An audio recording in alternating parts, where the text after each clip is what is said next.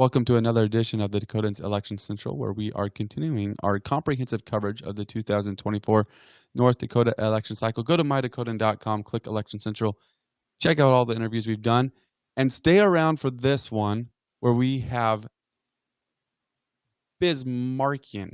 I probably said that wrong. That's It all works right. for me. It works for you. Adam Rose with us. Thank you for joining us today. Thank you so much for having me on. Absolutely. So we're going to jump into some hard-hitting questions right away. Ooh, I'm excited now. Yeah.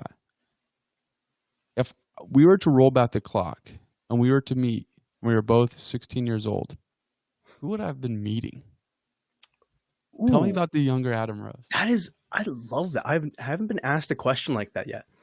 Okay, so overall, I probably pretty similar. I would have had a goatee instead of a Okay. beard at the time. But I still prefer the goatee. you Got could it. grow Got it. facial hair from a very young age. Facial hair. Yeah, actually, Nice. you can see pictures of me at 15 with the goatee. It's kind of weird. Looking back, I realize I probably should have just kept it clean shaven, but Worked. 16-year-old Adam. So I was involved in ministry at the time. I was a Okay. volunteer for Child Evangelism Fellowship of North Dakota. And that's what I did most of my summers. And then at the time, I would have been in my senior year of high school. And so I would have been pretty busy with that. But all in all, pretty much your typical 16-year-old out here in North Dakota. I like to work on my cars, my trucks. I've got a motorcycle. Okay. So working on that. Well, actually, at the time, let me correct myself. I was desperately looking to buy a motorcycle at the time. Nice. There you go. And so most weekends I would have been out working in my shop doing something like that. Absolutely. So at what point did politics pique your interest? Okay, so there's two key points I would say. The one that really got me to actually start studying it and getting involved was 2016. That election was just such an upheaval that it caught my attention, and I was like, all right, I think I need to start paying attention to this. Because my family is the kind of family that we have two topics to discuss around the dinner table. That's theology and politics. All right. My little sister is not a big fan of that, but it is what it is. And so I decided to kind of start paying attention, get the idea. The other one is my first political rally protest that was held here at the federal building when I was like 4 or 5. It was for the Tea Party of North Dakota at the time. And I went with my family. And apparently, in the chaos of the crowd, I escaped and I went up to wherever the mic was, so the megaphone, and I spoke. And so apparently my first political quote is telling the government to keep their hands out of my piggy bank.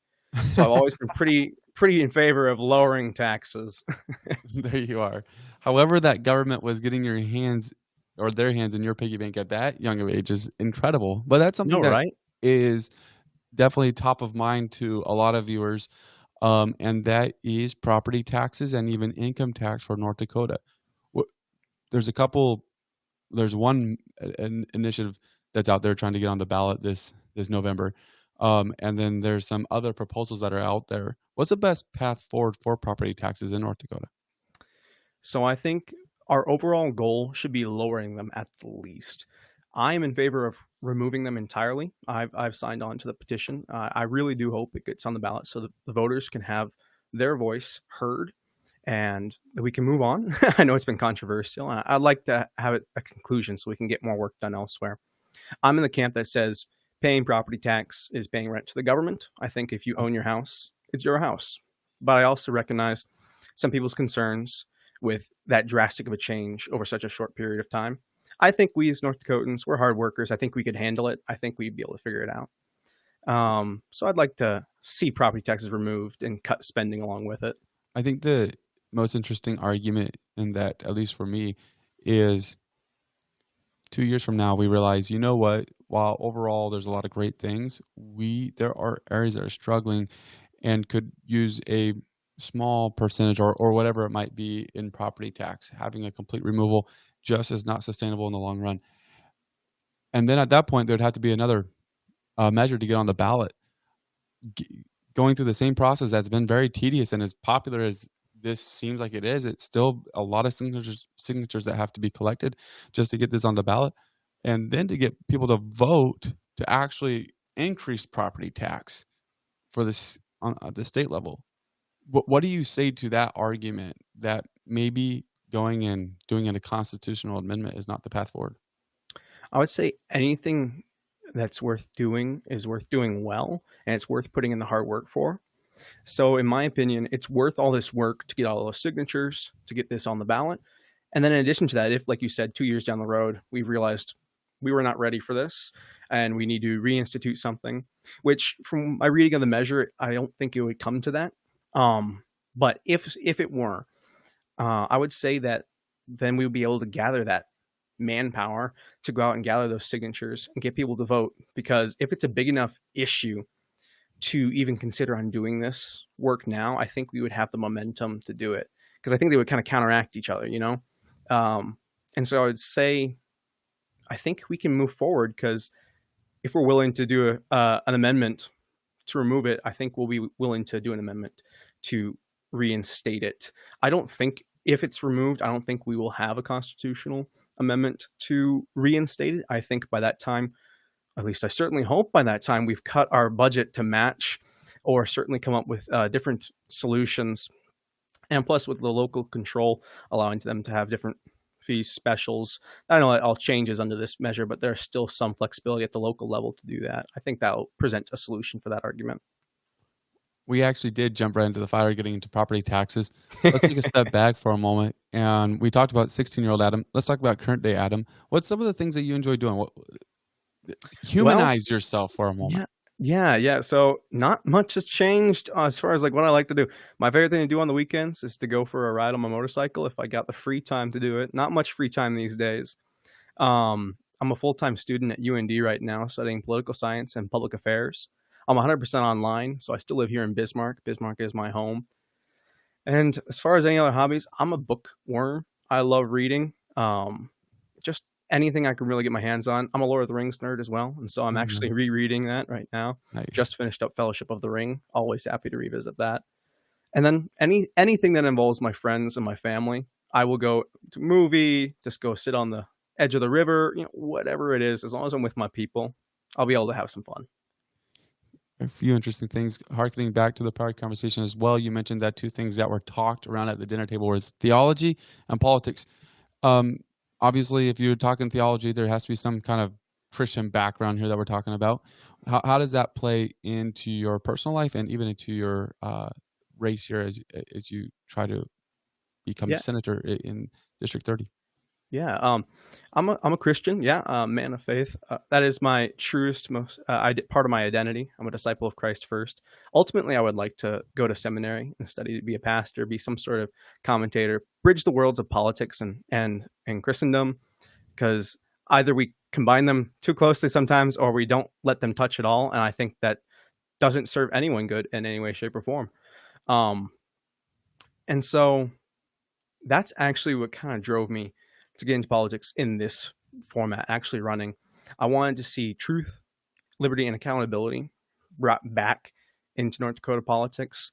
And I think that comes hand in hand with the faith. It's because, Christian brothers and sisters are meant to keep each other accountable to the faith and to the laws of the land.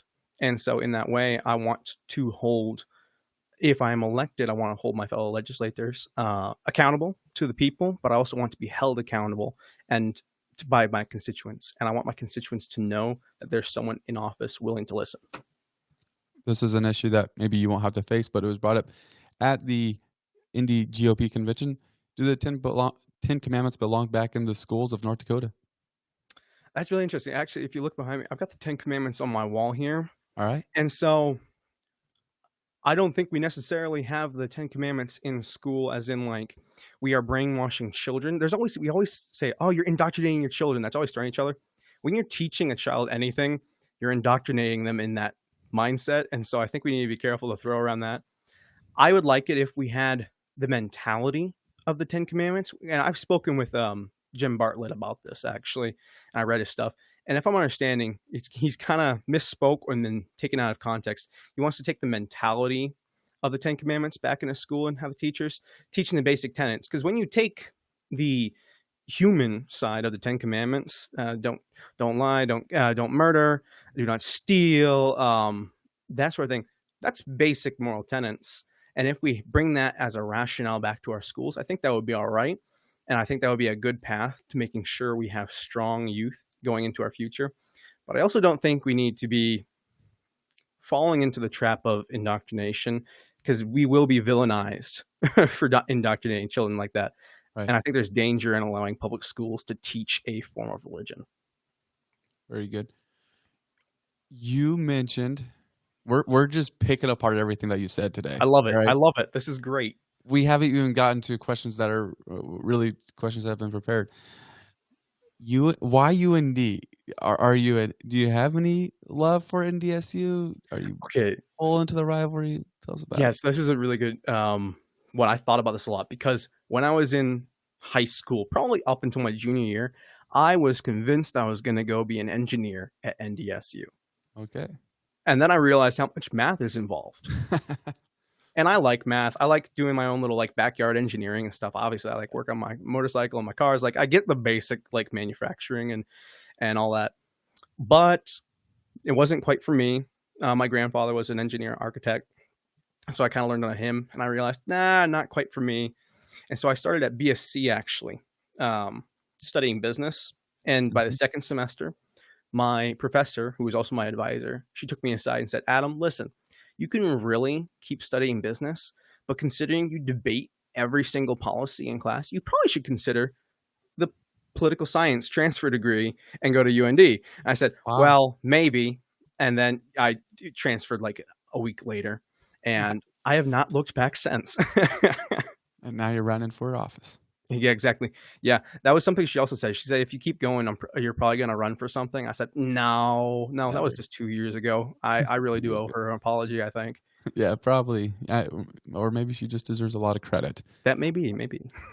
So, jumping back to why we're having this call or why we're having this podcast, um, let's just break down your platform for a minute. What are maybe the top 3 priorities that you have? Yeah, so the three big ones that I'm passionate about is lowering taxes across the board. We already mentioned that. I would really like to see property tax removed, if not lowered. Just like keep one or the other. I would like to see improvement there.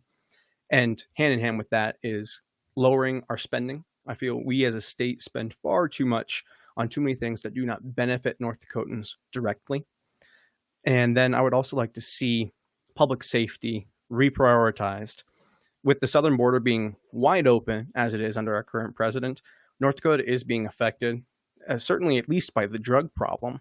Since 2019, Bismarck has seen an uptick of 500% in drug overdose deaths, and that's according to the Bismarck Police Department.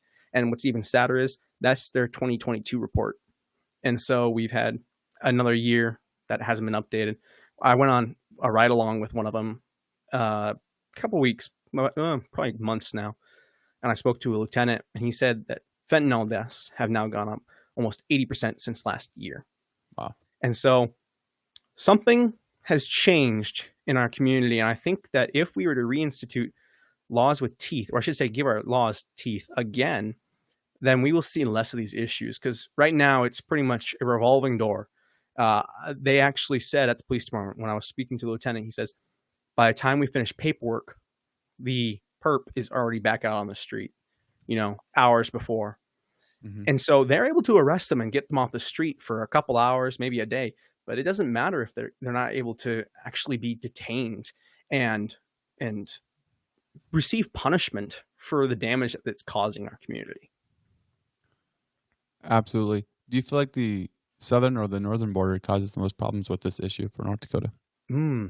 That's a good question. I know North Dakotans are, well, I should say not just North Dakotans. All Americans are focused on the southern border because we see the most outright violence and illegal immigration there. But there are a number of illegal immigrants coming across the northern border right now. And so I would say for North Dakotans, we need to be looking north much more because of the lenient immigration policies that Canada has. And considering that we have a rather unsecured border, because Canada doesn't exactly consider North Dakota a threat, and we don't consider Canada a threat. It's been amicable, and I think that's fine. But we need to be considering the danger that's coming from the north, while also keeping in mind that most of the drug problem has been coming from the south, whereas the actual illegal immigrants might be coming from the north. Very good. basically just bring some teeth back to our law enforcement and to our crime enforcement. That's probably the key takeaway for that. A Yeah, question that I have though is on social issues. I feel like these don't get a lot of attention, and maybe rightfully so, but we definitely see a lot of change that's happening in our world where there's a lot more dynamics, and in its purest form the Constitution should protect.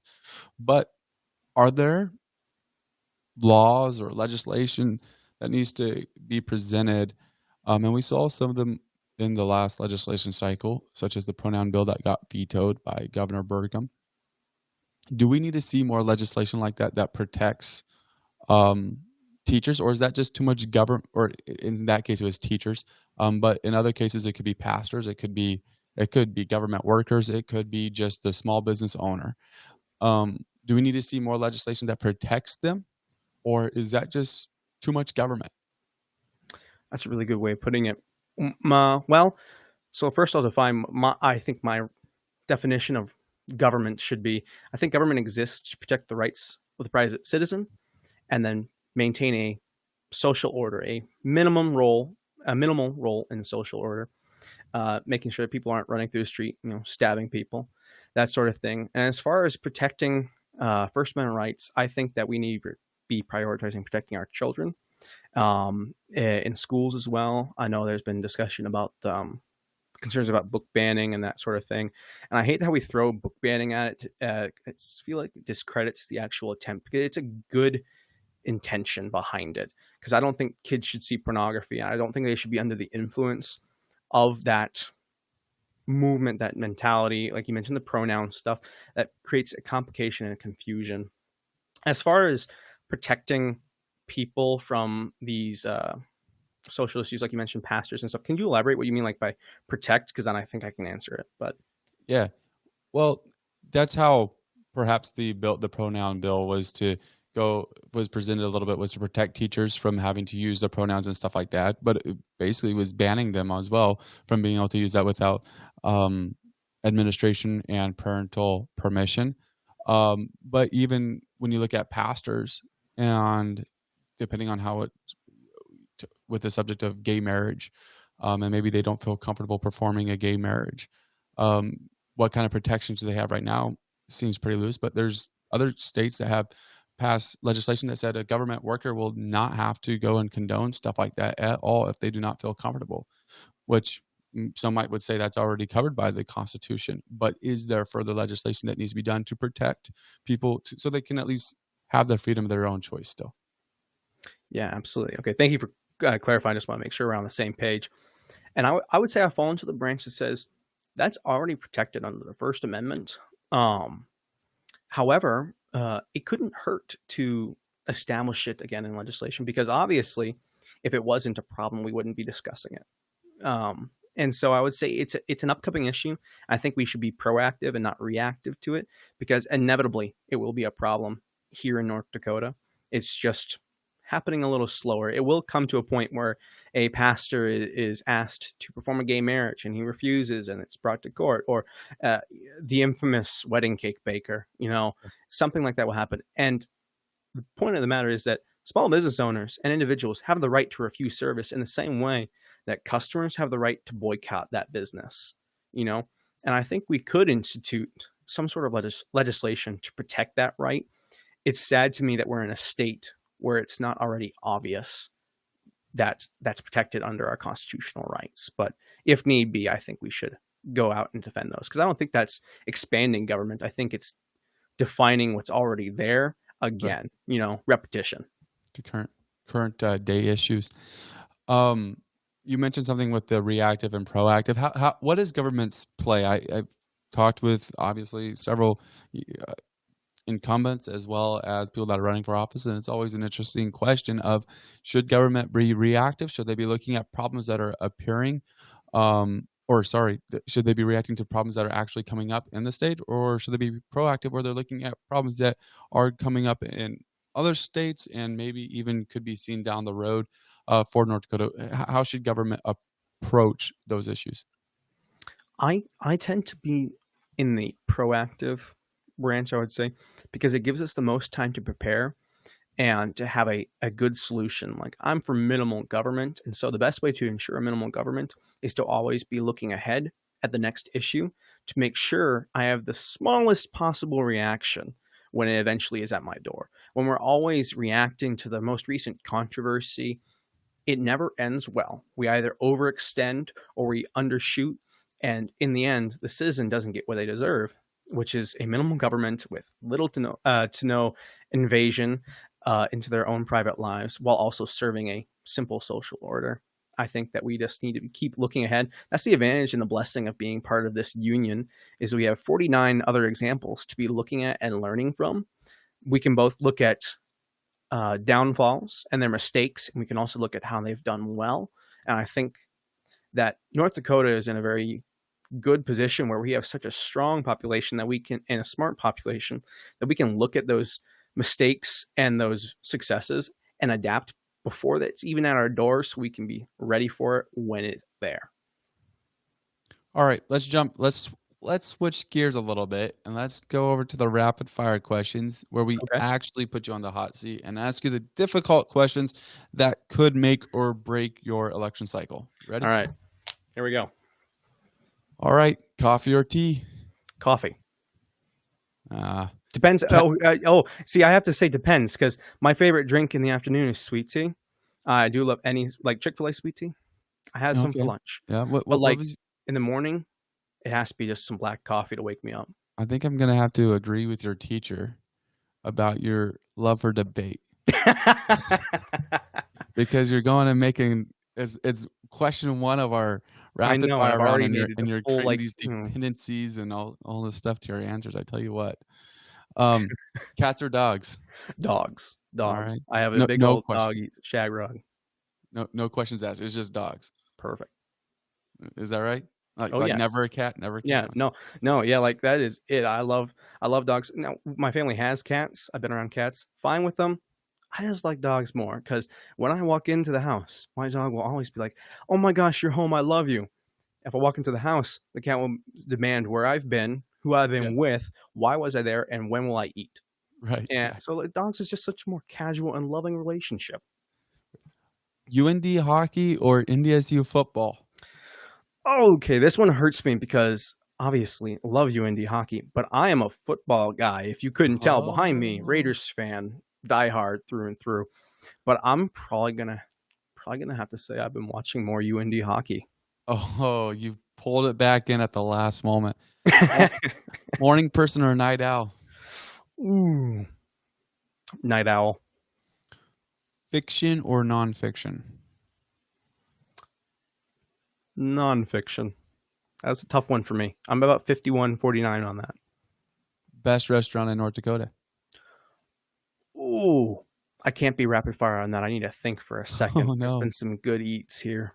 See, I asked this question for my own sake because I always don't know where to go when I visit other towns. Sure, sure. That makes sense. Okay. So here, I'll try and think about the best place in Bismarck here. You can't say Chick-fil-A. We all know I that know, stuff. yeah, that doesn't count. We already gave them the credit for their amazing You sweet tea that I'm probably slightly addicted to. Um, oh gosh, I'm a foodie too, so you're really making me think. This has been harder than any political question or policy question you've asked me so far. I Yeah. just want to let you know that. You don't have a prepared answer for it. Yeah, I would say I recently ate at a place here called Anima Cucina. It's on Okay. Main. I Interesting. really enjoyed. Um, they have a little. They do coffee and breakfast and stuff, and they have an eggs Benedict. That was fantastic, and I had a little coffee drink called a Gibraltar. Had never had that before. Really enjoyed that. Um, so I would say that's my most recent and favorite thing. There you go. Um, I reserve the right to update this throughout the year. Very good. Very good. Are you a beach vacation kind of guy? And actually, I asked that wrong. Are you a lake guy or do you prefer going to the mountains? Ooh, Laker Mountains. Hmm. For the longest time, I was a lake guy because that's what my family did. But then I started going on my own road trips, and I really do love the mountains. Mountains I are love the beautiful, man. trees, and if you can find like a little fresh river or a little creek going by just to hang by, that is just peak perfection for me right there. Introvert or extrovert? I'm an extrovert. Yeah. I think that I'm pretty bombastic when I walk into a room. I'm probably too loud for some people. Yeah. Summer or winter? Ooh, I mean, I prefer this winter, this most recent winter we had. I All don't right, so mind you're that a winter summer at all. guy. Yeah, I'd probably lean towards. Oh no, not summer. I would say summer because especially since I got the motorcycles and stuff. I mean, it's hard to defeat me to enjoy my favorite hobby in the winter. Yeah, I'm sure. This I present this question the same way every single time I ask it, and I think it will influence votes. Okay, Android or Apple? Android. Oh, I know. no I, way. yep. And it's actually a cool story. Why? So I worked for IBM for the longest time, and so it goes back to a rivalry. Like we swore off Apple as a family before I was even Yeah. born, and it's been that way ever since. I've tried Apple, and I'm gonna completely tech nerd out for a second. I All right. like the connectivity they have. Oh Like I yeah, respect way that, better. and iMessage is what the best thing they have. But recently, Android and Google Messages has really made a great push. I can Yeah, text from my computer right now, right. and it's really working out for me to just play the long game, I think. Yeah, should voters be concerned that your decision about liking Apple has been made by generations before you? Well, I would say no because here I can actually show that everyone has their rebellious moment as a Yeah, teenager. yeah. Mine was I convinced myself I was going to get an Apple phone. I kid Okay, you not. I was good job. probably 15 or 16 at the time, and I was like, I'm going to get one. And I Yeah, tried with friends out, and I was liking it. And then I decided to sit down and compare prices, like what I'm actually getting there you and go. the tech and stuff. And I went from like being ready to purchase it to being like, no, I'm No, forever Android because I've bought 3 different Android phones since I ever got a smartphone, and it still hasn't. It has cost less total than getting a pretty standard flagship iPhone. So but you price haven't wise, gone to Samsung then? pardon? You haven't gone to Samsung then? Oh no, I've only ever used Samsung. I don't do Really? flagship. I do like the A51 series is what I have right now. Okay. Because it's just like the Galaxies, except just like a smidgen under, and it was like $250. Well done. Remember, Well conservative. done. So there you go. We'll tie that back into I asked you an unfair question. So there's fiscal responsibility if there's a Exactly, voter exactly. interested in that.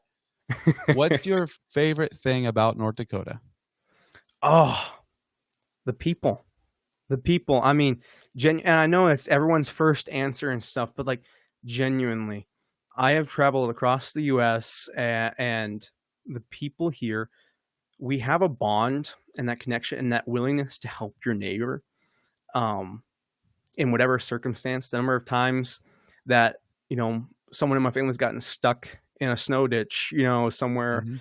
and I couldn't make it to them, but the farmer down the road managed to get to him and took him out of the ditch for me.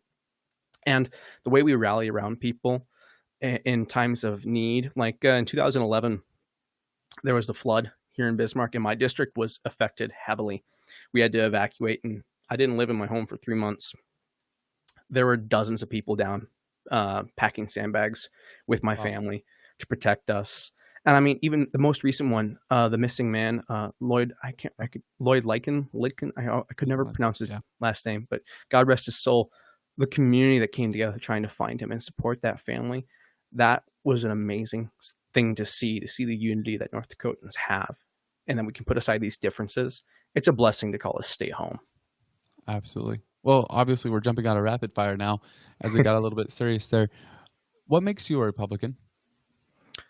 I would say what makes me a Republican is my willingness to break down a problem, not because I want to gain something from it, but because the people want to see improvement.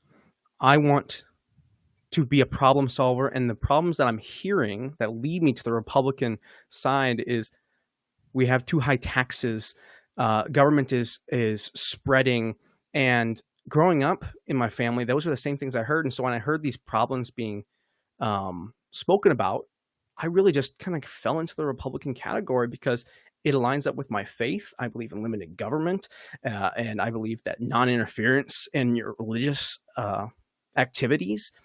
And so it was a combination of my family influence and the issues I was seeing. It just kind of naturally led me to the Republican position, and I feel it's the strongest position we have. So then, why the decision to run now? So I got involved with the District 30 politics in 2021 when I attended our district reorg, and I watched the happenings there, and I was really intrigued, and I knew some of the people that were running, and so I decided to just kind of keep paying attention. Um, and I just kind of watched and met and spoke with people and through over the years, and then going into 2023, our chair, Justice Amundsen, asked me to run for the at-large position on the District 30 board. And I said, yeah, sure, go for it. And in 2023, I was elected to that position. And so we kind of worked together, and at the reorg, I was elected. And I just kind of kept watching, and I was seeing the interaction with the constituents and our current representatives. And what I was hearing is that they weren't satisfied with how they were being represented. And I thought about how I had felt represented, and I had seen votes. And I started mulling over that, and throughout the summer, and really praying about how else can I get involved? What else can I do to help? And then kind of came to a head when I met with Justice, and we decided we were going to run. And I decided to go for the Senate seat because I wanted to be a representative willing to listen to the constituents, willing to take those calls, be held accountable. I kind of grew up an idealist, and I really wanted to be able to feel represented and see myself. And I didn't feel that when I started paying attention. So I decided, well, if there isn't a representative like that, I will be that representative for those kids who are idealists now. So when they grow up, they can see that they are being representative well. Very good. Well, that's exciting, and I wish you the best of luck in your campaign as you head on through primary. That's probably the next big date for you. Yep. June 11th is the primary. I'm very excited. My team is very excited. I appreciate vote for any District 30 constituents out there. Feel free to reach out to me anytime. My campaign website is adamrosefornd.com. That has all my contact information there. You can also see our Facebook page at Facebook. Oh, geez. The long link, I think it's NDGOP 30, I think, off the top of my head. I might have to correct that later. But I would really appreciate if anybody reached out with any questions. And otherwise, I would appreciate your vote June 11th. Absolutely. Well, we appreciate you coming on today. It's been a good time. Glad we were able to relax a little bit and just have fun. Yeah, absolutely. Thank you so much for having me on. This was a great conversation. Absolutely. Thank you for watching this episode of the Dakotans Election Central, where we are continuing to comprehensively cover the 2024 North Dakota election cycle. I'm Jonathan Starr. Go to mydakotan.com, click on Election Central. There you'll see interviews just like the one you just watched. You can just indulge yourself in a bunch of goodness, learning more about the politicians that are running for office in your state this year. Be sure to like us on Facebook, subscribe to us on YouTube, become part of the Dakotan community. Again, thank you for watching this video, and have a great day.